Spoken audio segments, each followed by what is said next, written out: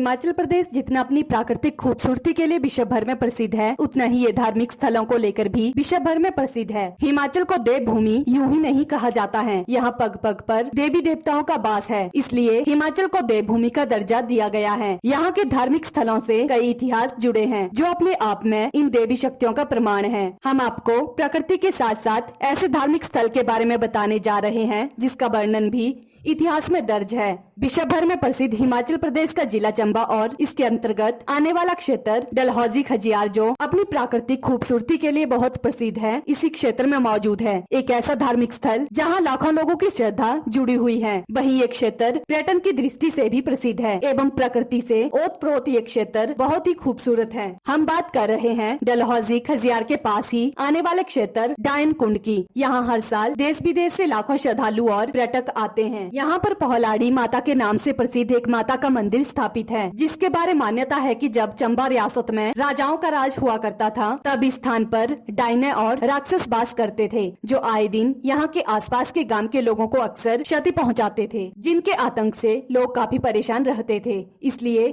सभी लोगों ने भगवान शिव की आराधना की और भगवान शिव ने एक कन्या को इस स्थान पर भेजा और कन्या ने इस स्थान पर प्रकट होकर राक्षसों और डायनों से पहलवान का रूप धारण करके युद्ध कर और इनका नाश किया। तब जाकर लोगों ने चैन की सांस ली। तब से लेकर आज तक इस स्थान को पहलवानी माता के नाम से जाना जाता है और जिस स्थान पर माता राक्षसों का वध करके अंतर ध्यान हुई, उस स्थान पर लोगों ने माता के मंदिर की स्थापना की।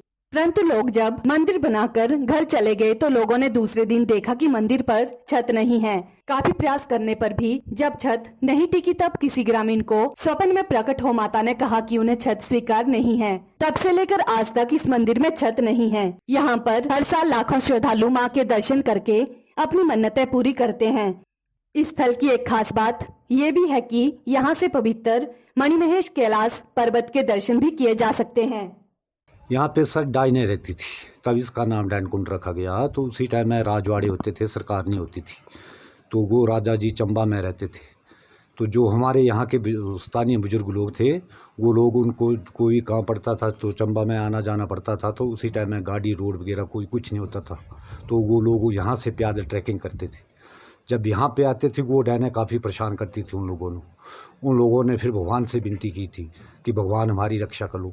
तो भोले शंकर ने यहाँ पे काली मैया को भेजा था कि जाओ इन्हीं श्रद्धालुओं की रक्षा करो। फिर यहाँ पे काली मैया प्रकट हुई थी कन्या के रूप में, तो डायने का वध किया था। जैसे डायने का वध किया था वैसे राक्षस आ गए थे।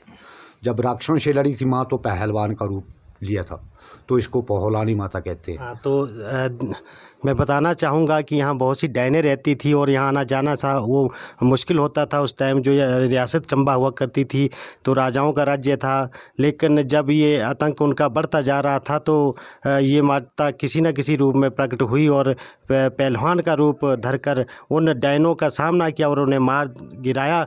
इसलिए तब से ही इस स्थान का नाम और इस माता का नाम जो है वो पहलवानी माता पड़ा और इन्हें पहलवानी माता के नाम से जाना जाता है। ये सर ये जो माँ का रूप है राक्षस रूप है इसका। जब राक्षसों से लड़ी थी तो इसके मंदिर में रात को भूत प्रेत अगल बगल वैसे ही चलते रहते हैं। ये ज़्यादा पसंद भूत प्रेतों में ज़्यादा पसंद रहती है ये माँ हमारी, जो तभी ये छत लेती है ऊपर। जी। हाँ जी।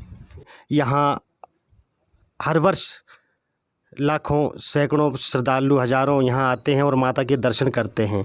इसके साथ साथ मैं बता दूं कि ये स्थान पर्यटन की दृष्टि से भी बहुत महत्वपूर्ण है और बहुत खूबसूरत स्थान है। यहाँ से आप बहुत अच्छे अच्छे दृश्य देख सकते हैं।